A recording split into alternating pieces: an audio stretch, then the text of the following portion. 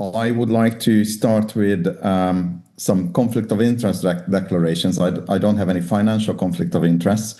I'm editor-in-chief for the SCCM's open access journal, Critical Care Explorations. So I was listening to the previous talks with great interest. And I think it's very important to emphasize that I'm an author, collaborator, investigator in numerous so-called negative RCTs. Zsolt, my mentor, knows that we have become really good at publishing results of so-called negative trials. So I would like to bring up a few things which I have learned over the last 2 decades of doing clinical trials and clinical research on how to conduct clinical trials and what are the important take-home messages from me in this arena. We all have a great idea, and we had a really good idea well before COVID to try to help patients in acute hypoxemic respiratory failure by further reducing the tidal volume and using extracorporeal CO2 removal to be able to reduce the tidal volume to 3 to 4 ml per kg and eliminating the CO2, which is a driver of respiratory rate and acidosis in these cases. So the idea was great, and we believed that it might help these patients. And there was some preliminary evidence which was suggestive of benefit. So we embarked on a big randomized controlled trial called REST, where we randomized 412 patients into extracorporeal CO2 removal and standard care. And the trial was done over a 3.5-year period. It was a slow recruiting trial, and we finished before COVID hit for a number of reasons. And the JAMA publication is there on the slides, which came out in 2021. So what have I learned in this really interesting trial of process of care? Because whilst we said that we will just try to use ECOR to remove the CO2, it was actually a very complex process because we have also reduced the tidal volume. We also placed a catheter which was not very familiar for a lot of the providers. So there were a lot of aspects which changed the practice. And what we have achieved and what is the publication talking about mostly is that there was no difference in outcome between the ECO group and the standard care group. In fact, the trial was stopped early for futility because there was a signal for harm in the intervention group with more adverse effects. So how do we look at this and how do we conceptualize this problem? And what I have learned from this study is that we have to look at very, very carefully, and we have to know very well our standard care. Because what was the standard care in the REST trial? We used the then best available evidence, and it was mandated that patients are ventilated with 6 ml per kg using the low PEEP strategy of the ARDSNet protocol. And the important part of that was within the trial is that we had very real and very instant feedback on our performance. So every patient who we have recruited, we provided the data, and within 2 weeks we had an analysis provided to us to tell us how we are doing with our mechanical ventilation, how we are performing with low tidal volume ventilation with the lung protective strategy. We were also encouraged to use the, again, available best evidence. We are talking about the times between 2017 and 19, to use prone positioning when it is appropriate. And I'm going to give a few points on that. So it is really important when you are conducting a clinical trial that you know what your standard care is. And in the REST study, we actually managed to develop a really good way of feeding back to the different sites what the standard of care should be and how it should be achieved. And on this slide, which appears, I think, in the in one of the appendices, you can see that the tidal volume in the ventilation alone or standard care group was very tightly controlled and was very much within the range of 6 ml per kilogram, definitely in the early part of the severe acute hypoxemic respiratory failure. And with that, we have seen that the plateau pressures were not much different between the two groups, but they were very much within the range. Even the 75% interquartile range is within that range of plateau pressure that we feel acceptable, and it is beneficial for the patients. So when you do a clinical trial, then implementing the best standard care is extremely important. And that is probably why there have been many papers and many discussions about that. If a patient is part of a well-run randomized clinical trial, just by the virtue of being part of that trial, their outcomes seem to be better. Is this the case at the REST study? We have done a survey across all of the Welsh hospitals in 2017, and we looked at the prevalence and the outcomes of the acute hypoxemic respiratory failure in Wales. And we have found that the patient population that we found on the survey was less sick. They had better oxygenation, they had less organ failure compared to the patients who were recruited into the REST study. But the mortality in the so-called real world was almost 50%.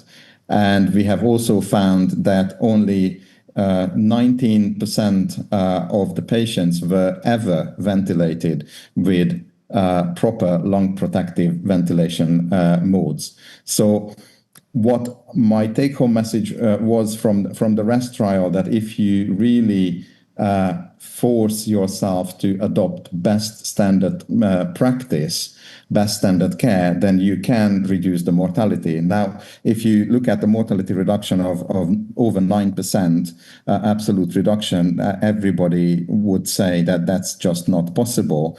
It is possible. You just have to make sure that your standard care is the standard care.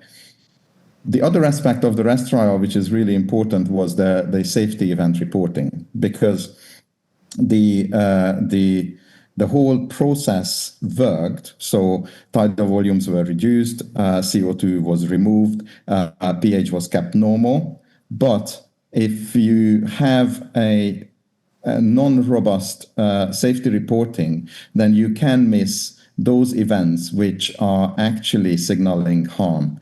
And what we can see, and this is again in the main publication of the paper, is that the study intervention related adverse events were a lot more in the intervention group than in the ventilation alone group.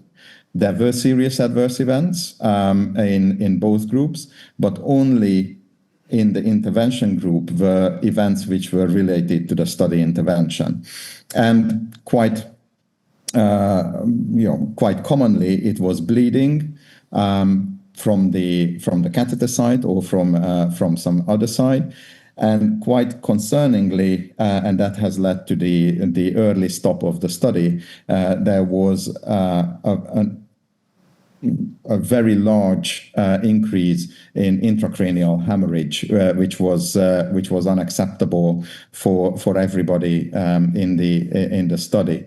So if we do a clinical trial, especially if we do something which involves a shiny new machine, which involves putting nurses in a situation that they are unfamiliar with, then we have to make sure that our adverse event reporting is honest, very thorough, and timely, because you can't really miss those important issues.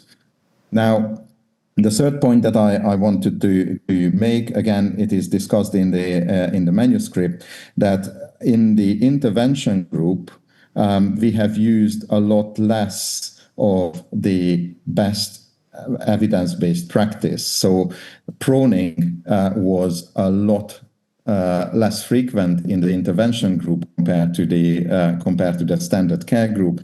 Neuromuscular blockade was used for a lot longer in the intervention group, and the transition to spontaneous mode of breathing was a lot later in the intervention group.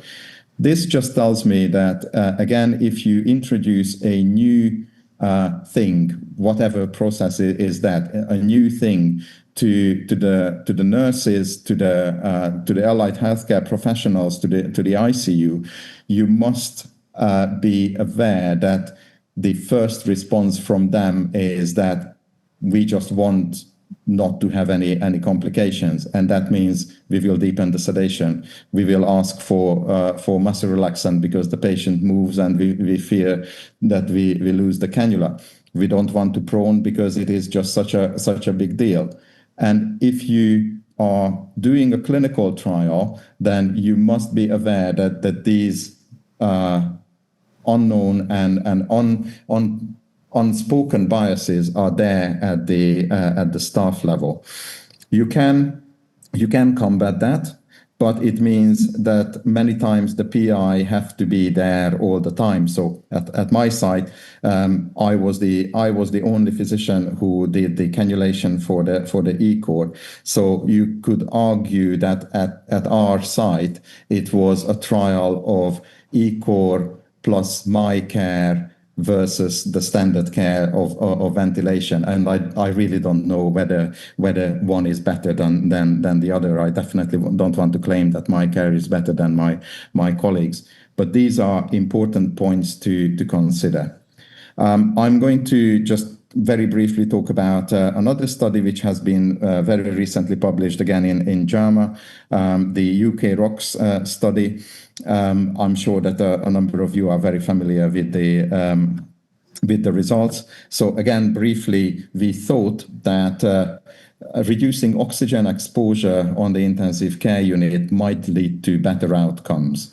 And again, there were previous randomized control trials which were either equivocal or signaled some benefit. There were some meta-analysis which were signaling some benefit. So we have embarked on a very large RCT, recruited 16,500 patients in less than 3 years in 90 units in the UK.